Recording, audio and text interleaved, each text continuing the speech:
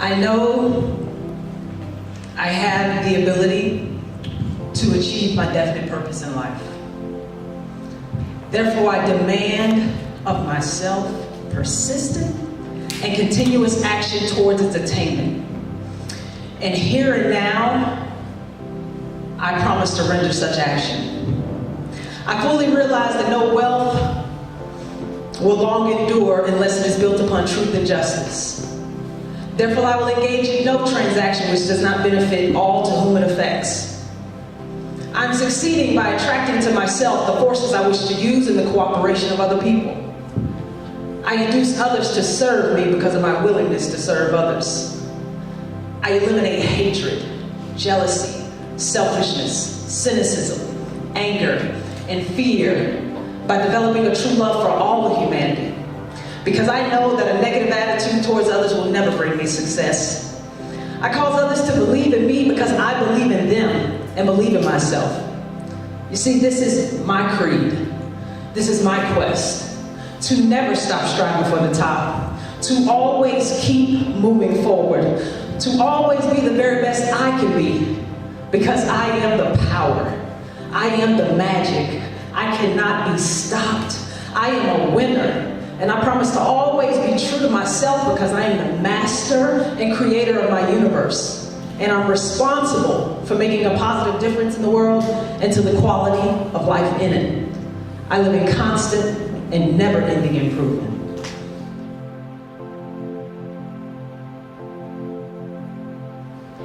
That's a passage from the book Think and Grow Rich by Napoleon Hill. I've taken it as my own personal creed and motto to establish who I am going to be in this world. To make it very, very clear on a daily basis what I am about, what my agenda is to serve others, and how I will live out my purpose regardless of any sort of limiting circumstances or events of my past. I tell you that because I highly recommend you establish one of your own. I highly recommend you get something of your own that sets the tone for the way you're going to move and operate within the world. Because if you don't, know that you already have one, you just haven't decided it for yourself. Before I go any further, I want to applaud Oleg, all of his volunteers, his tribe, everyone who's helped put this together. It's an event that means a lot to me because it's done with intention and purpose. It's aligned solely with who I am and what I want my company to be. I want to partner with people that mirror what I'd like to be. And overcoming odds, path to resilience, everything Oleg does, puts his name on, matters, and it's meaningful. And so I'd like for all of us to give Oleg a hand.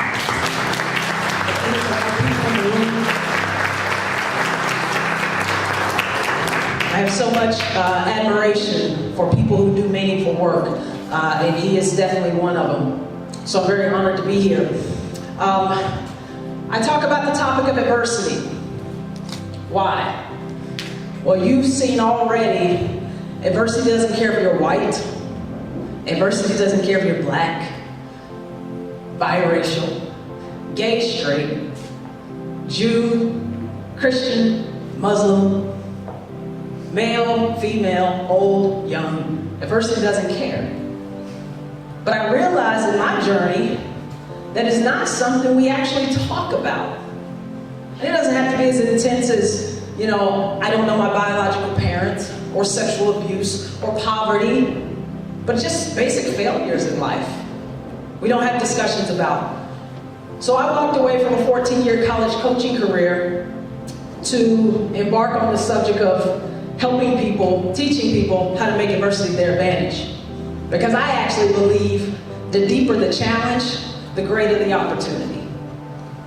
I actually believe that when you've really, really had to go deep within your spirit, when you got into that moment where the walls feel like they're closing in, you're yelling through like a tornado, nobody hears you, that's when you start to get really, really curious That's when you start to really start asking yourself some questions and start to find some answers. And then you get really innovative. Every person here talked about how their adversity created a company. We're here because of Oleg's adversity. Understand that. Felicia's talking about what she's doing in her life now because of her adversity. Stacy talked about what she's doing to help kids in Texas because of her adversity. It's the birthplace of innovation. When you are struggling and the walls feel like they're closing in, guess what? Get excited because something great is about to happen. Something great is about to happen. But your mindset has to be that. And so I talk a lot about that mindset, that turning that adversity into an advantage. And the second component of my mission that's really important outside of making adversity your advantage is that you got to enlarge your vision of what's possible. So I understand that what is possible for overcoming odds is that it can go international. And while we're just sitting here in this room, this could be something that is a 20,000 event in 3 years because of one person's idea. And that Felicia can do something great in her community. And Stacy the same. And Tiffany the same. She was telling me the story about Freedom Riders. And I was just fascinated how one teacher in the 90s decided to teach kids from the inner city who were struggling in their neighborhoods with gun violence and gangs. She decided to be different. And now 20 years later, there's books, there's a movie, are you serious? So when we decide that we're going to turn our adversity into something incredible, we're going to use it as the force that transforms lives. Because see, what I know about my adversity, I put a little bit in that video because it can only be 2 minutes. But, yes, I was adopted. Do I feel rejection differently because I was abandoned by my birth mother? Yes. Is it an issue today? I'm 38? Yes. Did being sexually abused by my mother's second husband at the age of 8 affect me? Yes. My mother being verbally abusive in my home affect me? Yes. My adopted father leaving, so I got left by my first father, and then my second father didn't want anything to do with me, and I'm a pretty cool kid, but whatever. Yes. Right, but I also was involved in normal things like everybody else. I stood 25 yards from a stray bullet that took the life of one of my high school classmates. Affected me. In the moment, it was like, oh God, that's really bad. But now it's like, that was really bad. Best friend committed suicide in the same year. Suffered from depression. I was borderline alcoholic. Got a DUI driving 3 times the legal limit down a one-way street, trying to deal with my pain, my adversity. So yes, I've been through some things, but I'm not here to discuss that. Right? What I really want to discuss is when I was in that valley, when I was really feeling awful, it was always a wake-up call. Like there was something in my spirit that knew that I was better. Like there was something more. And I want you to not ignore that. I want you to think about your goal, your dream. Let me just raise your hand real quick if you have something you want to achieve. A dream, a goal, something that just moves you. I want you not to ever forget that thing. Because adversity will try to trick you to forget all about that and get distracted instead of staying on course and going after that thing. Continue to go after it. That's the only reason I'm here. Because I continue to go after something. Stacey talked about writing a goal down. Please write it down. Tiffany talked about writing her story, and then everybody in the class wrote a story, and they put it in a book, and somebody read the book, and they turned it into a movie. Documenting these things, but understanding that there's power in my journey, and I gotta still keep moving forward despite the distractions. I created 7 steps to make adversity your advantage, because I feel like we all need practical strategies and tools. And you may have heard some of these things before. I can see them living in other stories. April's story, I can see the 7 steps living. And I want to share those with you so you can have takeaways. Because it means nothing to me if I'm standing up here talking and then 2 weeks from now, your life's not made any better because you met me today. One thing I've always embraced as an adopted child is that there are no accidents between the people I meet. There is not an accident that you are here and I am here today in downtown Philly at this event. That's not an accident. You're supposed to be, I'm supposed to be here, and I'm going to deliver. Because every time I'm in front of somebody, I understand I'm on assignment. I'm on assignment. I'm on a mission to make sure when we no longer see each other again, and I hope we do see each other again, but let's say we don't, that you don't forget that we had this engagement today. And so step one, which all of us here, and if you work with kids, or even yourself, because this ain't just about being adopted or being a foster child or any of that. Right? This is just about being a human being. Step one is acknowledging that we got stuff, or we will. Heard motivational speaker Eric Thomas said, you're either walking to a storm, you're in a storm, or you're walking out of a storm. Big, little, we all have it. We're never gonna escape life without it. So the management of the adversity is where we gotta get better and improve. So let's acknowledge that it's gonna happen. Number two, let's accept it. And what you saw in that video was a bit of my story where things joined together and I started to accept. April talked about a tribe. For me, sports was my tribe. Basketball was my tribe. Success can give you a warm place to hide. I hid really good behind basketball. I hid that dysfunctional home. I hid that adoption. I hid that sexual abuse. I hid the impacts of what my best friend committing suicide did. I hid all of that, not having a father, and all those things. I hid all that really good behind basketball. And that was my tribe. And then my adopted mother got sick, and I had to come head to head with some things because I didn't want her to leave this earth with me feeling the anger that I felt for her and the whole situation. So I had to accept it. But in accepting it, what I realized, that was giving me permission to love myself completely. So without self-acceptance, there is no self-love. Just know that. Without self-acceptance, there is no self-love. Without self-love, I really can't love you completely. There's going to be some sort of limit to how much I can love if I'm not fully loving myself. I learned that lesson. I couldn't love my mother. I wasn't loving myself. I was resisting my past and what had happened in my adversity. Embrace everything about you. The highs and the lows made you great. Not just the highs. Step three is rewrite the story. So the truth about everything is that we've created a story about everything. You created a story about your mom, you created a story about your dad, you created a story about your brother, you created a story about this event, you created a story about me, you created a story about everything. All we do is create stories, and we give them meanings, things meanings, feelings meaning, people meaning, behaviors meaning. We give them meaning.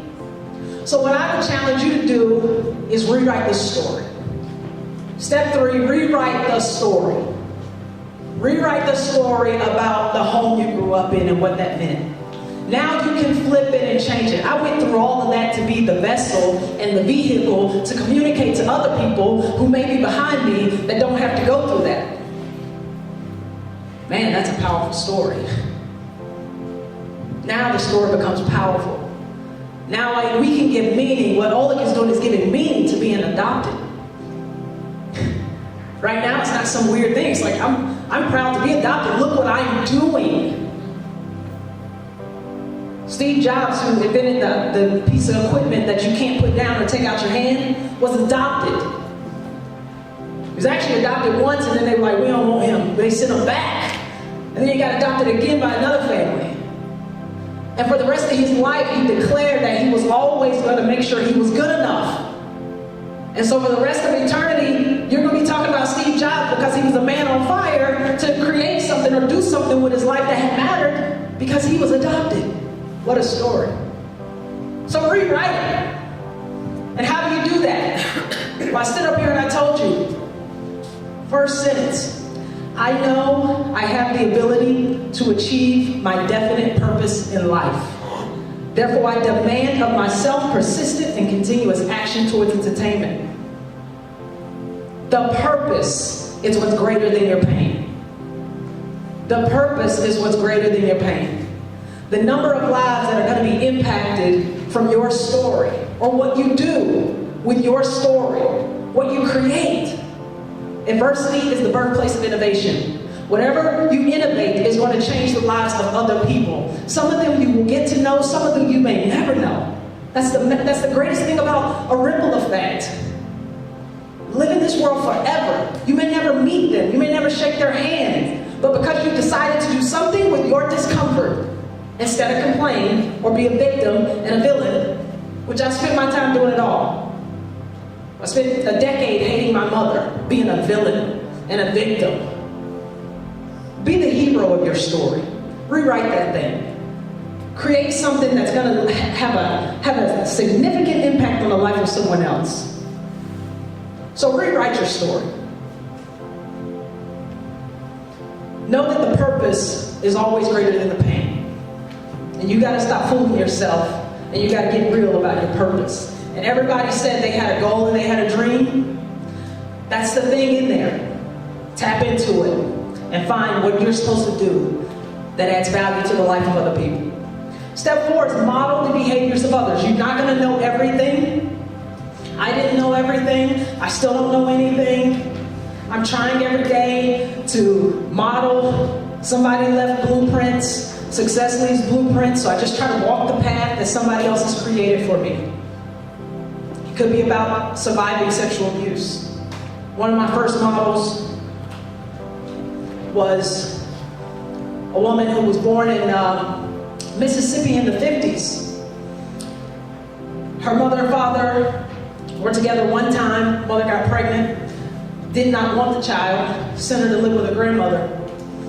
She was sexually abused by multiple members of the family, cousins, uncles, throughout her childhood from the age of 8 to 14. She got pregnant and went on to, had to live with her father, got shipped away. Mom didn't want her. Her father was upset with her and was sending her to like a detention home. She got there and it was an extended stay kind of place. So you send your child there when they have bad behavior or whatever it might be, almost like a group home. Well, they didn't have enough beds. So he said, we'll bring her back next week. This person I'm talking about is Oprah Winfrey. And when I hear about Oprah Winfrey's story, then I compare it to mine, and I see what she was able to do with her adversity. I think at least I can do something. Surely I can do something. When she can take her circumstances and she can turn them into what she's turned them into, I can do something. So what I would challenge you to do is find people to model. These people who are doing great things in the world, they're no different than you. They're no different than you.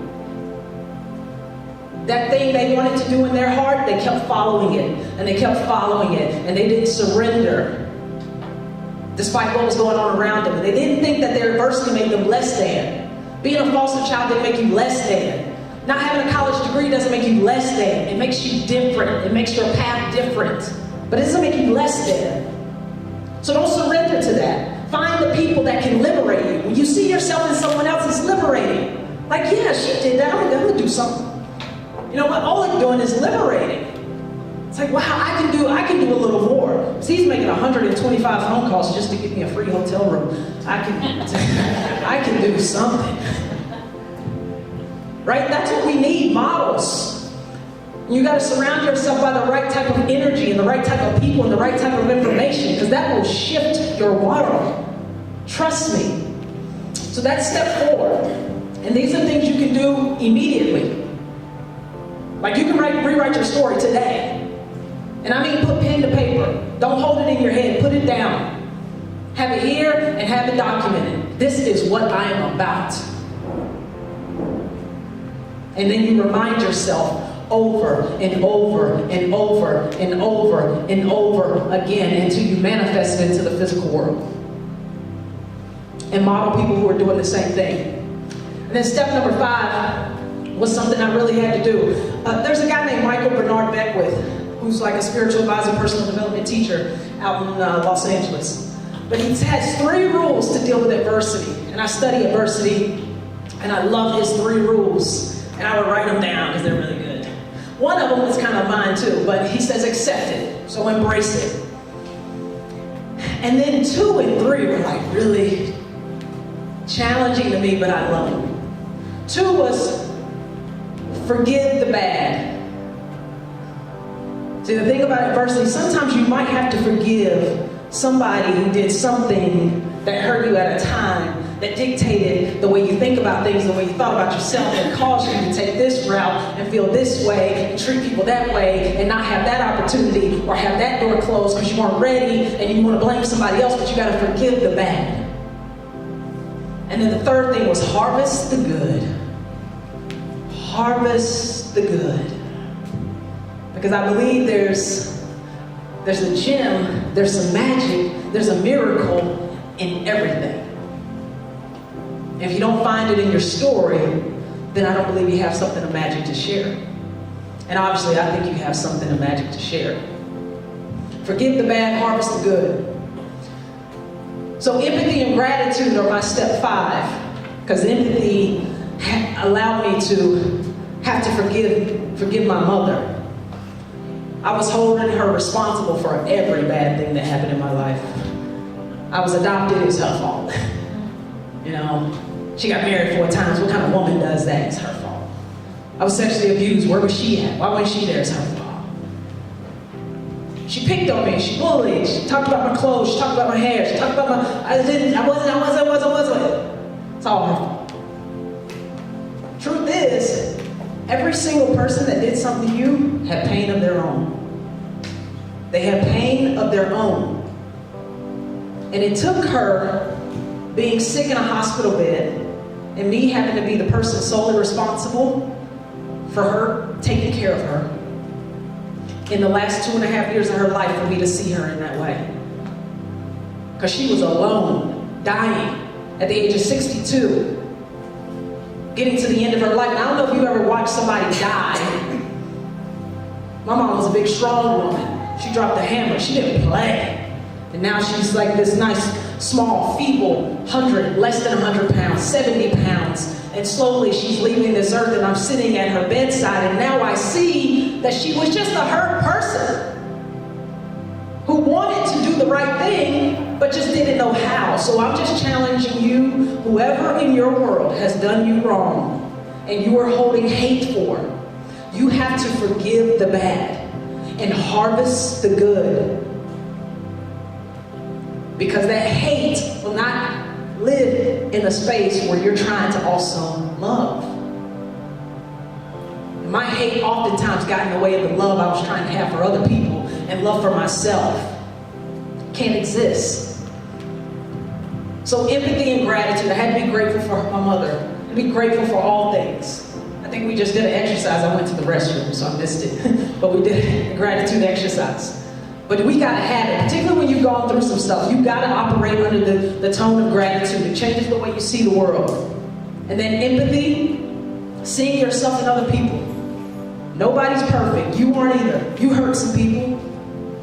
Somebody right now, you're the worst person that ever came into their life. You might not even know it. They think you broke their heart. So understand that. That's very, very important to your personal healing. Forgive the bad, harvest the good. Step 6, and my 7 steps, and this is going to be really quick. I told everybody to kind of think about their goal, their dream. Raise your hand if you have one. Do something that sets your soul on fire. Please stop settling for average, mediocre existence. You are better than that. And if you've had to go through something in your life, trust me, what makes me so dynamic when I walk into the room with other people, I know you have not been through what I've been through. That excites me. I know I've been through some fires, I've been tested already, I've been challenged already, I'm ready to go. Do something that sets your soul on fire. Take everything that's happened that you didn't like, that you didn't understand, Because what happens when you go through something in your spirit that lies dormant in other people is awakened and alive, and if you use it, it will become the tailwind and the force that will cause you to transform the world forever. But because you don't want to take the first step, you don't want to believe in yourself, you want to stay the victim, you want to stay the villain, and it's always somebody else's fault. You can't forgive anybody, and everybody's against you, and you got to overcome all the odds, like that, you got to overcome all the odds. Right? At some point, you got to look at yourself as, that equipped me. What do tests do? Prepares you. Life tests even more. You go through 60 foster homes, you know some things. And you equipped in ways that other people aren't. And if you don't bring that force into the world in a way that can transform it, you miss the whole point.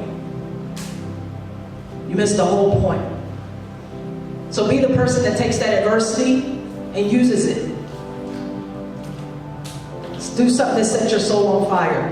I would write that down too. Like, what sets my soul on fire? And then step 7, and this is what Oleg's doing. It's beautiful. This is what I want to spend the rest of my life doing. Share your story with the world.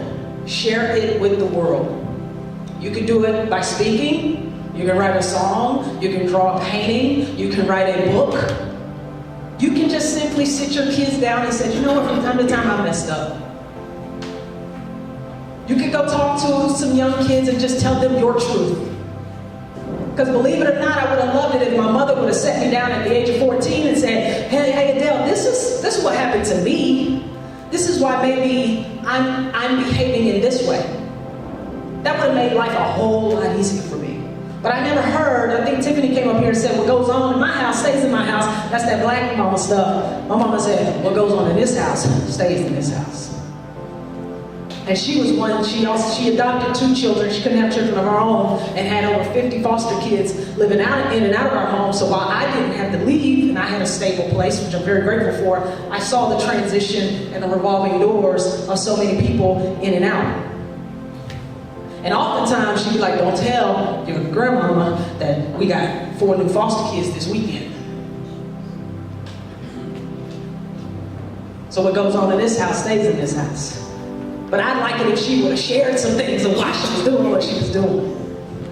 And I think it's great when you can be vulnerable like Stacy, you can be vulnerable like Tiffany, you can be vulnerable like Felicia, you can be vulnerable like Oleg and tell the truth. And somebody in the room is like, I get it. It's liberating. That's your responsibility. Use your story, share it with the world. Create a podcast, write a book, or just simply sit down with a friend and tell them your truth. You'd be surprised how much it can transform the world. And in closing, I want to leave you with this word from James Baldwin, who is, in my opinion, one of America's greatest authors, activists. James Baldwin was referring to the civil rights movement of the 60s. And he said, not everything that is faced can be changed, but nothing can be changed unless it is faced. Not everything that is faced can be changed, but nothing can be changed unless it is faced. So I'm not saying that everything can be changed by facing it, by addressing it. But I'm saying we're not going nowhere. We're not taking any steps forward unless you can face it. Facing it gives you the opportunity to see if there's advancement in the midst of it. I think there is. Thank you.